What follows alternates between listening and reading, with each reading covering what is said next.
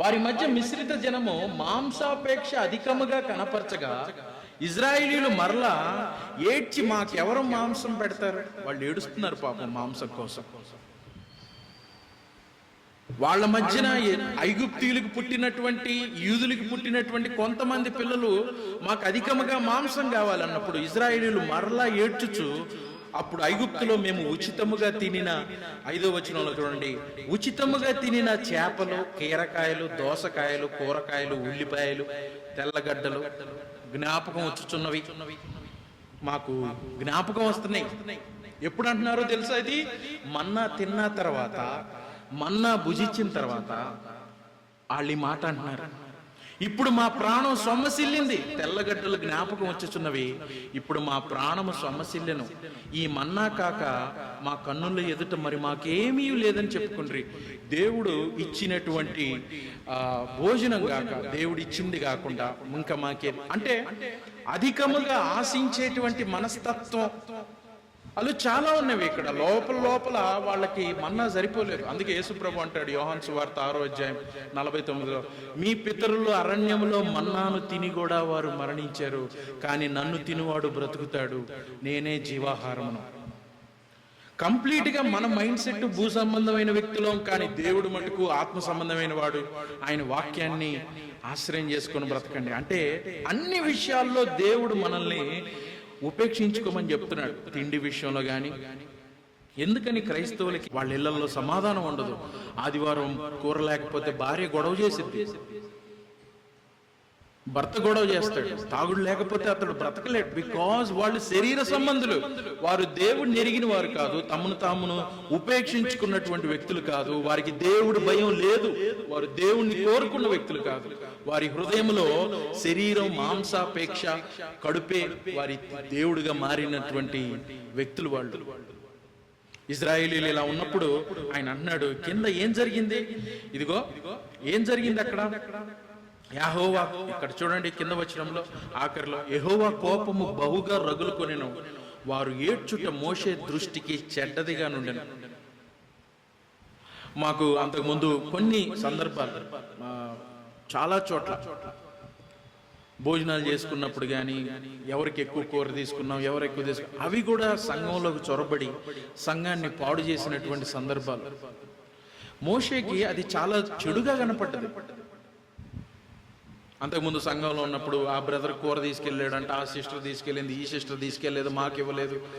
తెలుసా, సంఘంలోకి ఇవి వాస్తవానికి చాలా తేలికగా చొరబడుతుంది. కారణం ఏంటంటే వారు దేవుని చూడలేదు. వారు ఆ రోజున తమ కొరకు ఏది కావాలో దాన్నే చూశారు ఇజ్రాయేలీలు. మనం కూడా ఇజ్రాయేల్ లాగే ఉన్నాం కాబట్టి మనం ఇజ్రాయేలీల కంటే గొప్ప వాళ్ళం కాదు. ఆ వాక్యం అంతా కూడా మన కొరకే రాయబడ్డది, మన దుష్టాంతములుగా మన నిమిత్తమే రాయబడ్డది. అందుకే యేసు ప్రభువారు అంటున్నాడు, ఇదిగో మీరు ఏం తిందుమా త్రాగుదుమా అని చింతించకండి.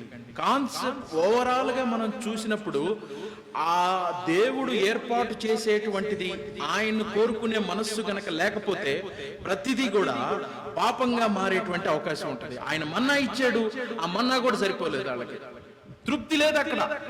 కారణం ఏంటంటే వాళ్ళు చింతించడానికి కారణం ఏంటంటే సంతృప్తి లేకపోవటం. ఈ రెండు కూడా ఆపోజిట్ గా ఉంటాయి. నాకున్నది చాలు అని సంతృప్తి పడ్డవాడు చాలా సంతోషంగా ఉంటాడు.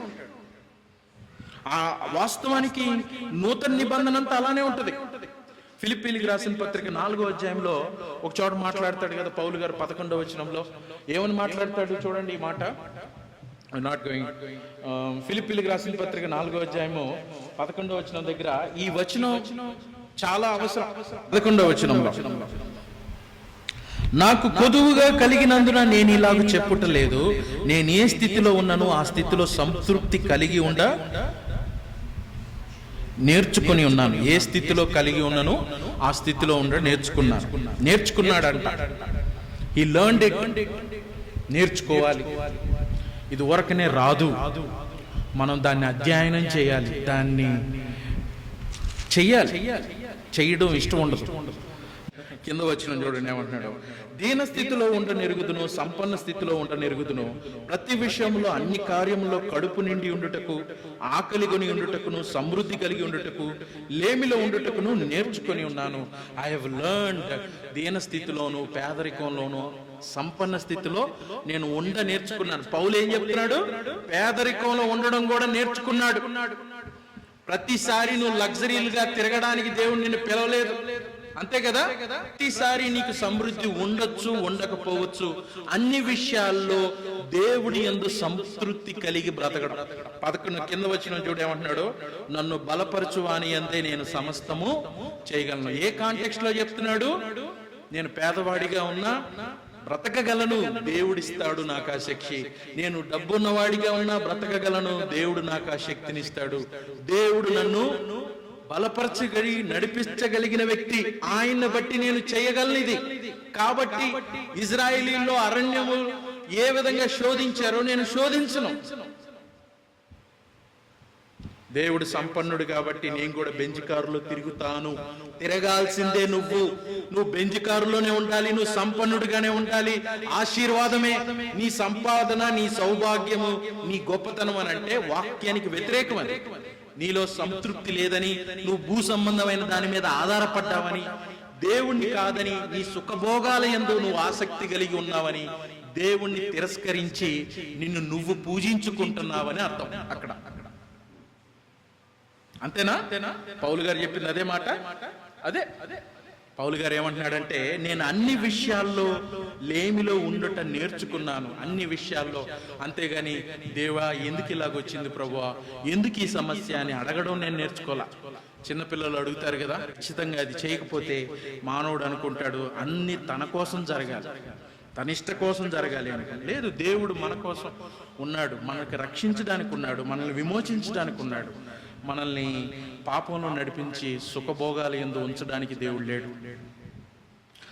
అలాగూ తమ ఆశ కొలది ఆహారాన్ని అడిగి దేవుణ్ణి శోధించారు, దేవుణ్ణి అనుమానించారు, దేవుడి నమ్మకత్వాన్ని ఒప్పుకోలేదు, దేవుడికి ఎదురు తిరిగారు వారు ప్రతి చోట బైబిల్లో.